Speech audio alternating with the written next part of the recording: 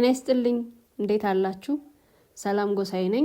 ለቻናሉ አዲስ ከሆናችሁ ሰብስክራይብ በማድረግ ጀምሩ። ፕሮግራሙን ከወደዳችሁስ ደግሞ ላይክ እና ሼር እንድታደርጉ ይሁን። የተለያዩ እግር ኳሳዊ ጉዳዮችን የምናነሳበት ቻናል ነው።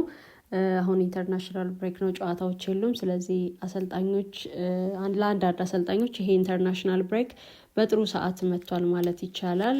በተለይ ደግሞ እፎይታ ያላገኙ ቡድኖች በሽንፈት ውስጥ ያሉ ትንሽ እፎይ የሚሉበት ቡድናቸውን ፊክስ ማድረግም ካለባቸው ጊዜ የሚያገኙበትም ስለሆነ ለሊቨርፑል ጥሩ ሰዓት መጥቷል እያልን ደግሞ እያነሳን ነበረ። አሁን ለማንቸስተር ዩናይትድ በተመሳሳይ ሊሆን ይችላል። ምክንያቱም ኢንኮንሲስተንት የሆነ ቡድን ነው እየተመለከትን ያለ ነው። የሩበን አሞሪም ጉዳይም እንደዚሁ አነጋጋሪ ሆኗል። የሶስት ጨዋታዎች እድል ብቻ ተሰጥቷቸዋል የሚሉ ሀሳቦች ነበሩ እና እሳቸው በስኬት እንዲገለጡ ሩበን አሞሪም በማንቸስተር ዩናይትድ በስኬት ለመገለጥ ምን ያህል ጊዜ አላቸው የሚለው ነው የብዙዎች ጥያቄ። ሩበን አሞሪም አሁንም በሰር ጂም ራትክሊፍ ድጋፍ አላቸው። ድጋፍ እየተሰጣቸው ነው የሚገኘው። ከበፊትም ጀምሮ ከጎናቸው እንዳሉ ዋሳቸው እንደሆኑ ሁሉ እየተመለከትን ነበርና አሁንም በድጋሚ ሰር ጂም ራትክሊፍ የሚሰጧቸው ድጋፍ እንደቀጠለ ነው። ያንን ሰምተናል። ደግሞ ከሰሞኑ ሰር ጂም ራትክሊፍ እንግዲህ በአስተያየታቸው ብዙ ሲሉ ቆይተዋል።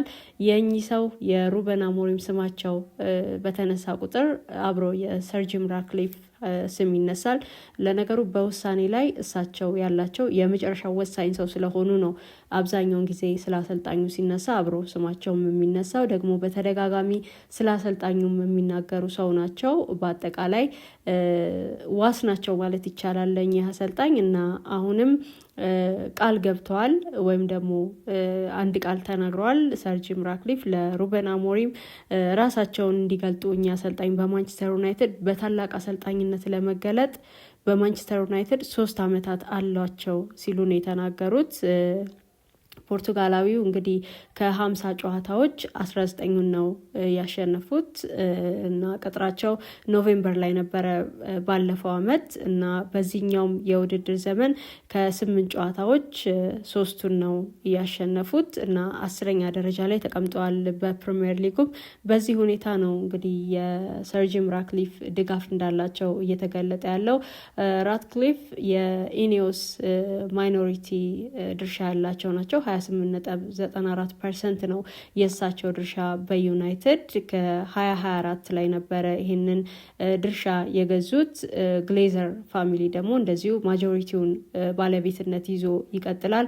የ72 ዓመቱ ሰው ካምፓኒ ነው እንግዲህ የፉትቦል ኦፕሬሽኑን በክለቡ ያለውን ከእግር ኳስ ጋር የተያዙ ጉዳዮችን የሚቆጣጠረው ማለት ይቻላል። በእኚሁ በሰር ጂም ራትክሊፍ የሚመራው ማለት ነው። አሞሪም ቅጥራቸው እንግዲህ ከ11 ወራት በፊት ነበረ ኤሪክ ቴን ሃግን ተክተው ነው የመጡት። የኢኒዮስ ከኚህ ሰው በኋላ የመጀመሪያው የአሰልጣኝ ቅጥር ናቸው በክለቡ። ግን ደግሞ መጠበቅና ውጤት እስካሁን ድረስ አልተገናኙም ወይም ደግሞ አልተገጣጠሙም እና አሁንም ድረስ የሚጠበቅ ነው ይሄ ጉዳይ።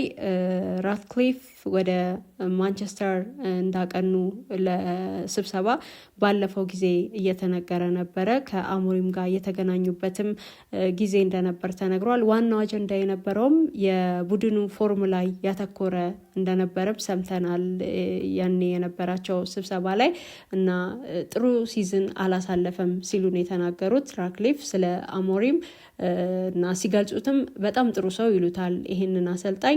ሩበን አሁንም ጊዜ ይፈልጋል ራሱን ማሳየት ማስረዳት ወይም ደግሞ በአሰልጣኝነት ስኬቱን መግለጥ ካለበት አሁንም ጊዜ ይፈልጋል። ትልቅ አሰልጣኝ ነው እና 3 ዓመታትም አሉት ሲሉ ነው የተናገሩት።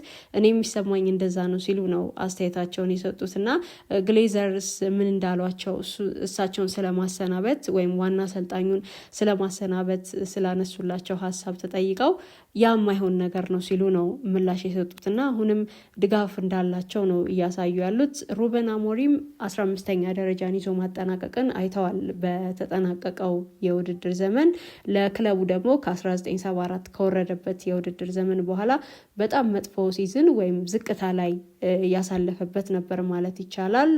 ራትክሊፍ እንዳሉትም እንግዲህ ደጋፊዎች ደስተኛ እንዳልሆኑ በውጤቶች ደስተኛ እንዳልሆኑ ተናግረዋል። እረዳለሁም ሲሉ ገልጠዋል። ግን ደግሞ የወደፊቱን በማሰብ ስለ ወደፊቱ አመለካከት ወይም የወደፊቱ ምልከታ ቢያዩት ጥሩ ነው የሚል ሀሳብ ነው የሰጡት። ደግሞ ወደ ሚዲያውም ዞረው አንዳንዴ ለመረዳት ያስቸግረኛል ፕሬሶች ላይ ያለውን ነገር ኦቨርናይት የሆነ ስኬት የሚመጣ ነው የሚመስላቸው እና የሚያዩት ልክ ማብራትና ማጥፋት አይነት ስሜት ያለው ነው የሚመስላቸው እና በአንድ ጀንበር የተገነባ ነገር የለም። ቀስ እያልን ነው ያንን ነገር የምንሰራው። በተለይ ደግሞ በማንቸስተር ዩናይትድ ሲሆን እንደ ማንቸስተር ዩናይትድ ያለን ታላቅ ክለብ ከገባበት ነገር ለማውጣት ወይም ደግሞ ወደ ቀደመ ስኬቱ ለመመለስ እንደዚህ ያለውን ቡድን በፈጣን ድርጊቶች ወይም በፈጣን ምላሾች አይደለም የምታስተዳድረው፣ ነገሮችን ተረጋግተ ነው ማየት ያለብን ሲሉ ነው ሀሳባቸውን የገለጡት እና ራትክሊፍ አሁን እንግዲህ ውጤቶች በረጅም ጊዜ እቅድ እንደሚስተካከሉ ያምናሉ። ክለቡም ደግሞ ያው ከቢዝነሱም ከኦፍ ፊልድ ያለውን ነገር ከሜዳ ውጭ ባለውም ነገር ጠንካራ አስተዳደር ላይ እንዳለ ነው እየተናገሩ ያሉት እና ክለቡ እንግዲህ ጥሩ ገቢም እንዳለው ነው እየተናገሩ ያሉት። ፋይናንሻል ሪዛልቱ ጥሩ እንደሆነም ተናግረዋል። ነገር ግን 6ኛ ተከታታይ አኑዋል ሎስ ነው እንግዲህ አመታዊ ሎስ ከተባለ ይሄ ለ6ኛ ተከታታይ ጊዜ ነው።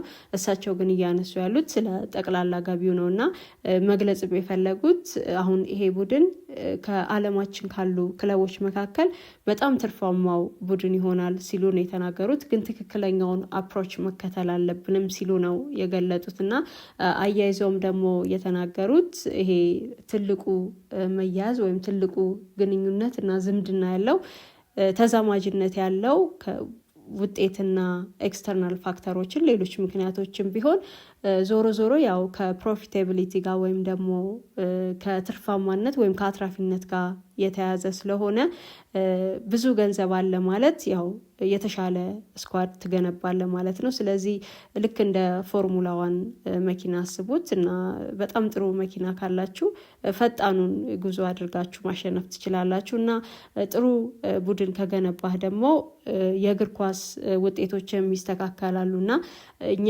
አውትፊልድ ያለንን ቢዝነስ ላይ ብናተኩር ቢዝነሳችን ባደገ ቁጥር እግር ኳሱንም እናሳድገዋለን የሚል ሀሳብ የያዘ ነው ይሄ የእሳቸው አስተሳሰብ እና በመጀመሪያው አመት እንግዲህ እሳቸው ክለቡን ከያዙ በኋላ በጣም ብዙ ወጪ ነው ያደረጉት እና ክለቡንም በሁለት እግሩ እንዲቆም ለማድረግ ከገባበት ችግር ለማውጣት እና ጤናማ አካሄድ እንዲሄድ ለማድረግ ካለፉት አመታት በበለጠ ሁኔታ በጣም መጥፎ ወይም አሰቃቂ የባሰ ጊዜ አሳልፈናል እና ከዚህ በኋላ ግን ጥሩን ለማየት ነው የሁላችንም ጉጉት። ዘላቂነት ያለው ጥሩ ቡድን ለመገንባት በዚህ መንገድም ማለፍ ያስፈልግ ነበር ሲሉ ነው የተናገሩት እና ስላለፈው ውጤት ሲናገሩ እንደው ሜዳ ላይ ያለውን ከእግር ኳስ ጋር ያለውን ነገር ከመናገር ይልቅ ሃይስት ሬቨኑ ያለው ነው ሲሉ ነው የገለጡት ከገቢ አንጻር። ስለዚህ ትርፋማ ነበረ፣ በትርፋማነቱም ደግሞ ሰከንድ ሃይስት ነው ሲሉ ነው የገለጡት ማንቸስተር ዩናይትድን እና እኛ ትርፍን ብቻ ሳይሆን እያየን ያለ ነው መልሶ ማዋቀር ዳግመኛ ማደስንም ስለ ክለቡም እያሰብን ያለ ነው። በእርግጥ ውጤታችን ያማረ አይደለም፣ ደግሞ በቻምፒየንስ ሊግ ውድድር ውስጥ የለንበትም፣ ግን ደግሞ ትክክለኛውን መንገድ እየያዝን እንዳለን እናስባለን ሲሉ ነው የተናገሩት። ማንቸስተር ዩናይትድ በጣም አትራፊው ክለብ እንደሚሆንም እየተናገሩ ነው ያሉት። በእኔ እይታ ይላሉ ሰር ጂም ራትክሊፍ ማንቸስተር ዩናይትድ በጣም ፕሮፊታብል ፉትቦል ክለብ ይሆናል በአለም ሲሉ ነው የተናገሩት እና አሁን ያንን መሰረት እየጣልን ነው፣ ያንን እያስያዝን ነው እና ሃይ ሌቭል ፉትቦል የሚጫወት ዘላቂነት ያለው ምርጥ ቡድንም እንደምንገነባ በጣም እርግጠኞች ነን ሲሉ ነው የተናገሩት። ለአሞሪም ከሚሰጠው ጊዜ ጋር በመጨመርና አሁን የራትክሊፍን ድጋፍ እያነሳን ነው ወይም የእሳቸው ድጋፍ ወይም አለኝታነት ለአሞሪም ምን ማለት ነው የሚለውን ነገርም አብረን ማያይዘን ይኖርብናል እና ራትክሊፍ አሞሪምን ሲገልጡት አውትስታንዲንግ ያንግ ማኔጀር ይሉታል። በጣም ወጣት ምርጡ አስደናቂ አሰልጣኝ እንደሆነ እናምናለን እና ሲቀጥሩትም ያው በረጅም ጊዜ እቅድ እንደሆነ ተናግረዋል።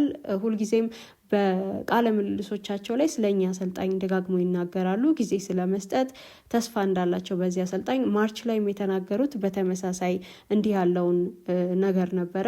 የድጋፍ ማረጋገጫ የሰጡበት ነበረ ሰር ጂም ራትክሊፍ ስለ ሩበን አሞሪም እና ድጋፋቸው አሁን ላይ ግን ስታስቡት እንዲሁ የሚዋጥ አይደለም አይደል? አሁን ሩበን አሞሪም ያለበት ሁኔታ ደግሞ ማንቸስተር ዩናይትድ አንድ በጥሩ ውጤት እና በጥሩ አጫወት ሲገለጥ ሌላኛውን ጨዋታ ደግሞ በማይጠበቅ ሁኔታ ተሸንፈው እየወጣ እንዲወጣ ገባ ማለት ባለበት ጊዜ ውስጥ አሁንም ድጋሚ ያ መውረድ እንዳይመጣ ስጋት ባለበት ሁኔታ ውስጥ ግን በሩበን አሞሪም ላይ ተስፋም እምነትም አለን፣ ተጨማሪ ጊዜያት አለን ሲሉ ነው የገለጡት። ግን ደግሞ 15ኛ ደረጃን ይዞ ላጠናቀቀ ቡድን ከዛ ደግሞ ውጤቱ እዚህም እዛም ለሆነ ይሄኛውን የውድድር ዘመንም በጥሩ መንገድ ላልጀመረ አሁንም የተበታተነ ውጤት እያሳየ ባለ ክለብ ውስጥ ያለን አንድን አሰልጣኝ እንዲህ ባለ መንገድ ድጋፋቸውን ሲገልጡ እንግዳ ነገር ሊሆን ይችላል።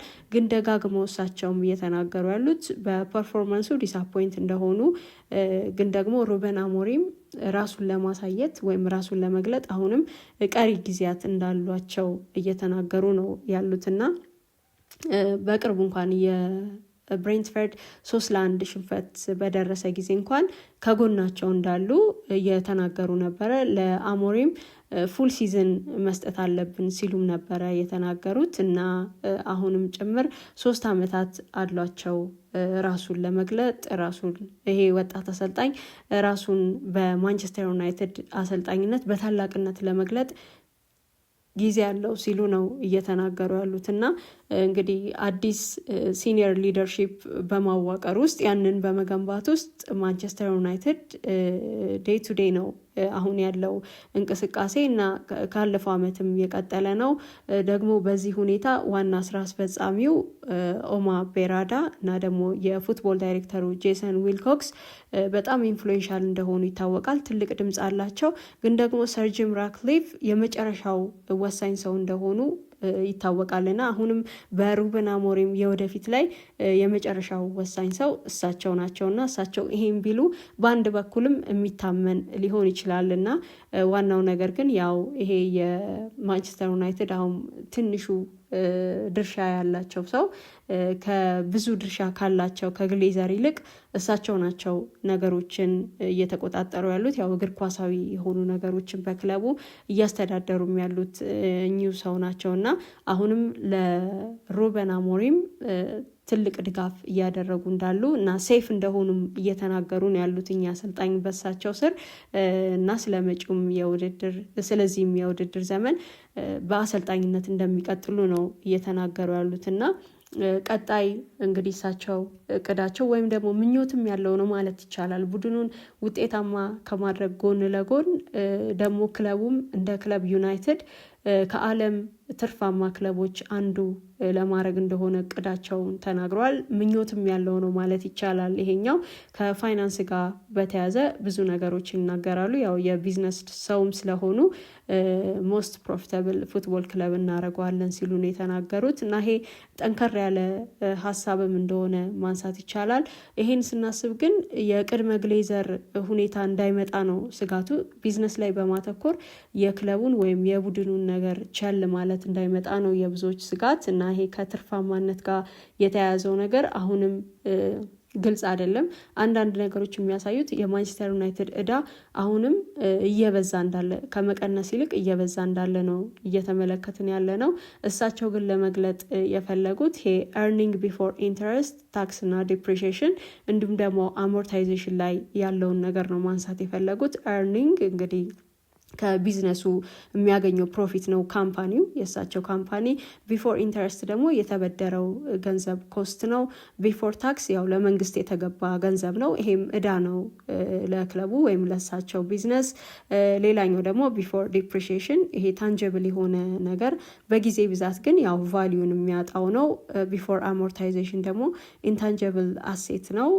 እንደ ፓተንት እና ብራንድ ኔምስ ያሉ ነገሮችን የሚያጠቃልለው እና በዚህ ሁኔታ ነው እሳቸው እየለኩት ያሉት። ከቢዝነስ አንጻር ነው ይህንንም ጉዳይ እየተመለከቱት ያሉት እኚህ ሰው እና በዚህ ሁኔታ በጣም ኢምፕሮቭ አድርገናል። በ2024/25 ሰከንድ ሃይስት ኤቨር ነው በዚህ ፕሮፊት ሲሉ ነው የተናገሩት። ግን ይሄ ግራ የሚያጋባ ነው። ማንቸስተር ዩናይትድ እንዳልነው አሁንም በእዳ ውስጥ ያለ ነው። እዳው ደግሞ ከፍ እያለ እየሄደ እንዳለ የተመለከትንበት ነው። በአንዳንድ ጉዳዮች በእርግጥ መሻሻሎችም አሉ። ካለፉት የውድድር ዘመናት በተሻለ ደግሞ ገቢያቸውንም እያሳደጉበት ሁኔታ እንዳለም የሚገልጡ ቁጥሮች አሉ። ግን እሳቸው ያው በአብዛኛው ከክለቡ ይልቅ ከቢዝነሱ ጋር ያለውን ነገር ነው አያይዘው ማንሳት የፈለጉት እና በዚህ ሁኔታ እንግዲህ የክለቡም ፕሮፊት አድጎ ወደፊት ከፍተኛ ገቢ ካላቸው ክለቦች መካከል እንደሚሆን ነው የተናገሩት። ግን ያልተገለጠም ፋይናንሻል ነገር እንዳለ በግልጽ መናገር ይቻላል። ከእዳ ጋር የተያያዙ ናቸው። ራትክሊፍ አሁን እንግዲህ በሜዳ ላይ ያለውን ሰክሰስ ለማግኘት ደግሞ ወይም በሜዳ ላይ ስኬታማ ለመሆን ጥረት ማድረግ እንዳለባቸው ነው የሚገለጠው። ምክንያቱም ወጪዎቻቸው በጣም ከፍ እያሉ ነው። እሳቸው ይህን ከያዙ በኋላ ብዙ የዝውውር ወጪዎችንም አድርገዋል። ከ1 ቢሊዮን ፓውንድ በላይ ነው ወጪ ያደረጉት ለተጫዋቾች ዝውውርና እሳቸው ራትክሊፍ ከመጡ ጊዜ ጀምሮ ነው እንግዲህ ፌብሩዋሪ ላይ እንደመጡ እናስታውሳለን እና ከዛ ጊዜ ጀምሮ 1 ቢሊዮን ፓውንድ አካባቢ አውጥተዋል ለተጫዋቾች ዝውውር እና ይሄ ወጪ አሁን ከውጤት ጋር መገናኘት ወይም መገጣጠም አለበት። መጠበቁም በዛው መጠን ከፍ ያለ ስለሆነ በሆነ ስትራቴጂ አለኝ በሚለው አሰልጣኙ አለኝ በሚለው ነገር ማንቸስተር ዩናይትድን ከስኬት ጋር ማገናኘት ያስፈልጋል። ግን ደግሞ ጊዜ እንደሚሰጧቸው አሁንም ጊዜ እንዳላቸው የ3 ዓመታት ጊዜ እንዳላቸው ነው ሰር ጂም ራትክሊፍ እየተናገሩ ያሉት እና ሩበን አሞሪም በክለቡ እንደሚቆዩ ምላሽ የሰጠ ነው። የብዙዎች ግን ሀሳብ የነበረው እኚህ ሰው ምን ያህል ጊዜ በማንቸስተር ዩናይትድ ይቆያሉ? አሞሪም በማንቸስተር ዩናይትድ በስኬት ለመገለጥ ከዚህ በኋላ ስኬታማ ሆኖ ለመታየት በማንቸስተር ዩናይትድ ያሰቡትን ለማሳካት ምን ያህል ጊዜ አላቸው? ከዛሬ ነገ ይሰናበታሉ የሚል በተለይ ይሄ ውድድር ዘመን ከተጀመረ በኋላ ትዕግስት እንዳጡ ሁሉ ይታሰብ ነበር። ግን ቃል ገብተዋል ሰር ጂም ራትክሊፍ እና በጣም ድጋፍ እንዳላቸው አሳይተዋል። ሩበን አሞሪም ይሄንን ሀሳብ ያነሱበት ነበር እና 3 ዓመታት አሏቸው ሩበን አሞሪም አሁንም በማንቸስተር ዩናይትድ ተረጋግተው ውጤት ለማምጣት ይሄንን ሀሳብ ከሰር ጂም ራትክሊፍ ጋር አያይዞ ለማንሳት ነው። ለቻናሉ አዲስ ከሆናችሁ ሰብስክራይብ ማድረግ እንዳትረሱ። ፕሮግራሙን ደግሞ ካደመጣችሁ በኋላ ላይክ እና ሼር እንድታደርጉ ይሁን። እናንተ ላይክ ባረጋችሁ ቁጥር ሌሎች የእግር ኳስ ወዳጆች ጋር ይደርሳልና ያንን እንድታደርጉ በትህትና ጠይቃችኋለሁ። አመሰግናለሁ።